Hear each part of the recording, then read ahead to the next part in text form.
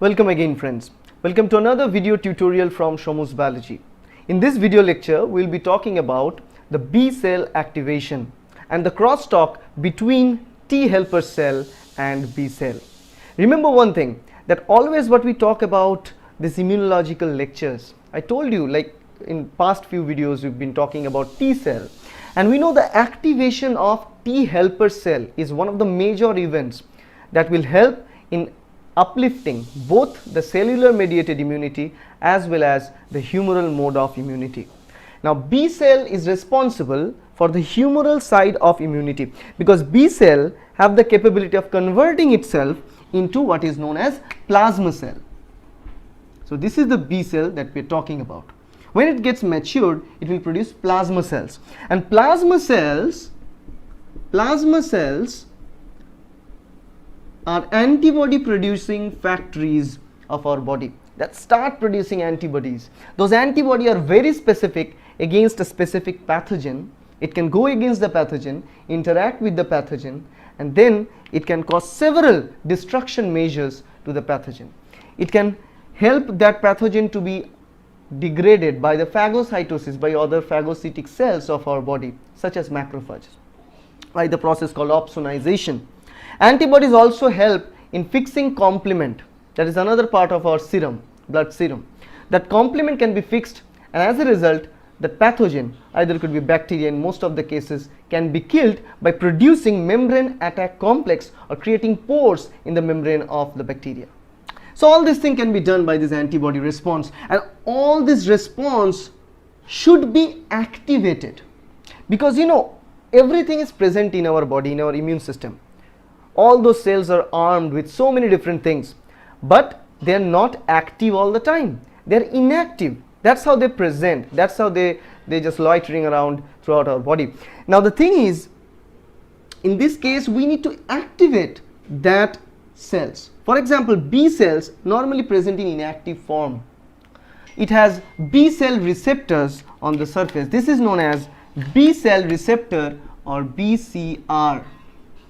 These are the B cell receptor, just like the T cell receptor here. T cell also have its unique receptor, B cell also have its unique receptor. But B cell have a unique capability that B cell can produce antibodies. So there are antibodies found attached. Antibodies are found attached to these B cell receptors, tightly attached to the B cell receptors of the B cell. So these antibody that are present on surface of the B cells, they can bind specifically to antigen or pathogenic fragments. And we know that B cell is also another type of antigen presenting cell. And what we mean by antigen presenting cell is that B cell can also engulf a pathogen or fragment of pathogen. It can break it down inside the cell, process that antigen, and can load that antigen on surface of these antibodies, and it can showcase that to the rest of the other cells. So the idea here, these antibodies that we see surrounding this B cell can engage in interaction with any sort of pathogen. So let me draw the pathogen with this green color. Let's say here, this is the pathogenic fragment that this B cell is interacting with the help of a specific antibody. Now it uptake that inside, it break that pathogen down in fragments and load one of such fragments in a complex known as MHC class 2 or major histocompatibility class 2 complex. This one is MHC 2. This is the showcasing molecule, like this is a receptor. They load the fragment of pathogen on surface of the receptor and showcase that to the rest of the immune system, that here what I get a fragment of a pathogen. So now you need to activate me so that I can keep producing some antibody against that pathogen to fight against it, right? That is the thing, that is the idea that this B cell want to do. And then this MHC class 2 loaded with this pathogen, it's showcasing that pathogen to the T helper cell. In this case, this is T helper 2 cell. There are two types of T helper 1 and T helper 2. This is T helper 2 cell, and T helper 2 cell is engaging in interaction with the B cell. And this interaction between B cell and T helper cell is very important for B cell to get activated. One thing I should tell, one very important concept, is that all the time in our body there is a variety of T cells, variety of B cells are present who can find out specific antigens and bind with that antigen. Okay, because antigens are foreign particles, that those things are coming from outside of our body. So our body should not be able to recognize them always. But these cells, this antibody, there are two regions of antibody, a variable regions and a constant region. The variable region is the region through which they interact with an antigen. So that is the variable region. With the help of this variable region, they have different kind of modifications in the variable region in different antibody.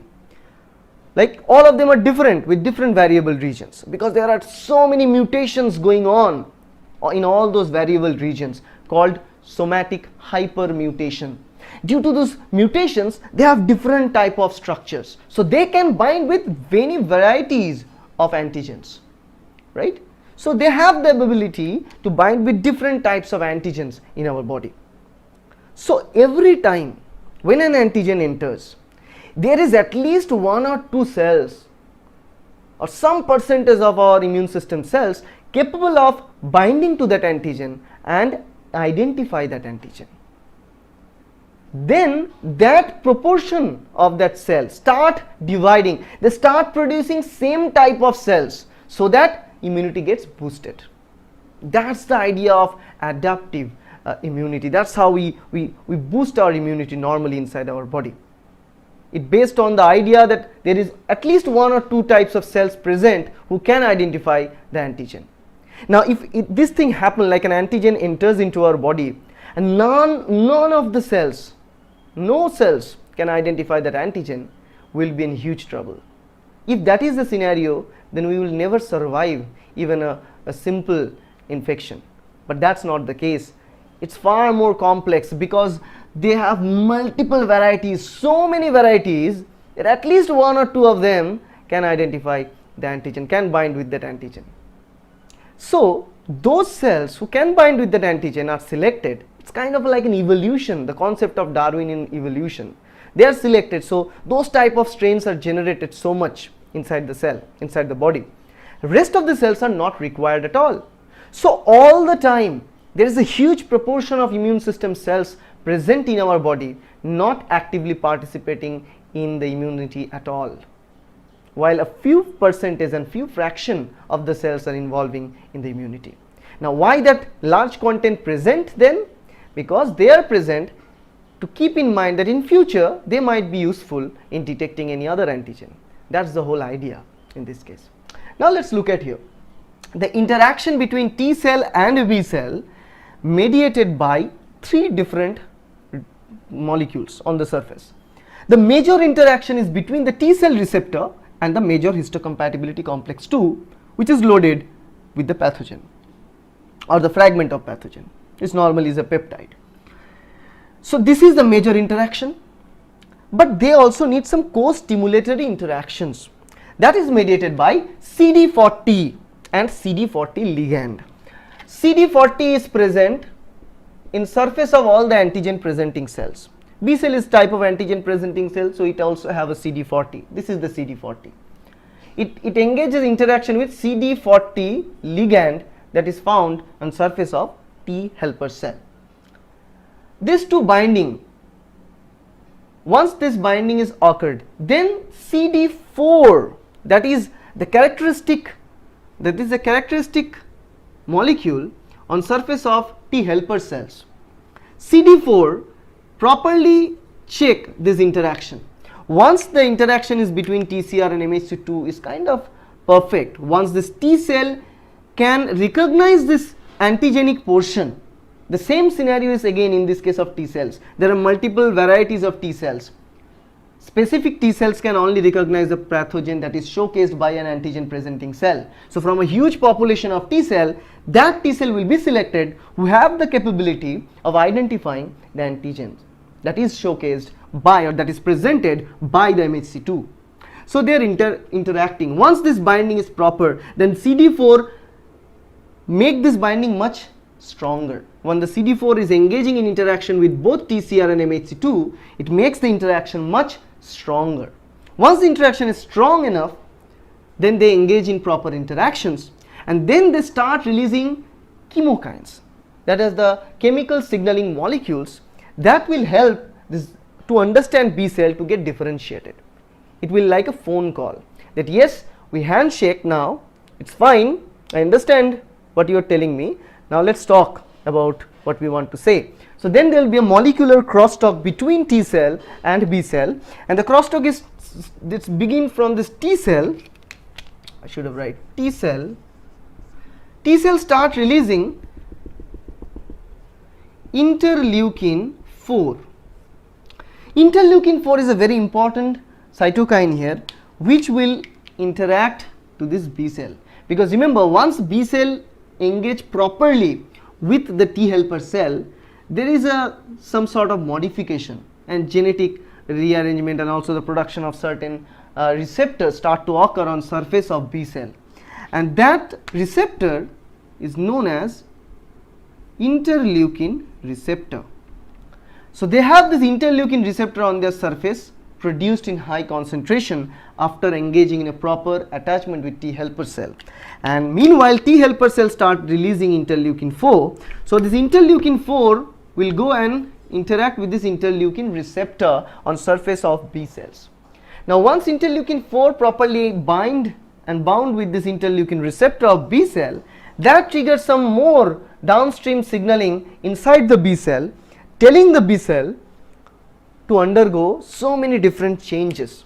One of such changes is hypermutations to produce so many different varieties of antibodies, and also another very important thing is that those changes include like producing a lot of protein factors. All those translation process go on, like the cellular translation events just hugely boosted up there. So many translation events start to occur because they start producing antibodies, and also they change in their morphology a little bit. The cytosolic content gets bigger, the nucleus to cytosol ratio that gets altered because the cytosol get bigger. So the cell kind of change its morphology to a kind of large cell with small nucleus and a huge cytosolic content, and they need that cytosolic content because they need more area for the translation or protein synthesis, and protein synthesis take place in cytosol. So they start producing all those molecules known as antibody. Which type of antibody they will produce? They produce that antibody who earlier recognizes the pathogen fragment. Let's say this antibody was IgG, so in this case they will produce IgG, lot of IgG. If this was IgM, then they should produce IgM instead of IgG.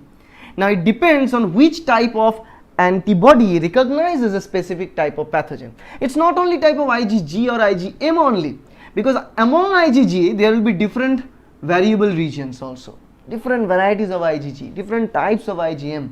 So it depends on which specific variable region required to capture that pathogen.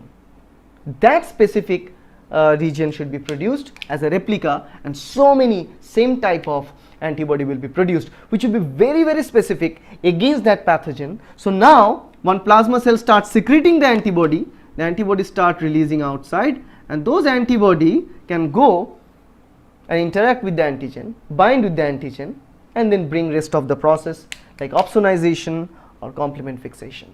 In either way, it will kill the target pathogen. That's the whole idea of B cell activation. I hope you understand the process of B cell activation. If you understand the video, please hit the like button, share this video with your friends, and definitely subscribe to my channel to learn more about immunology. Thank you.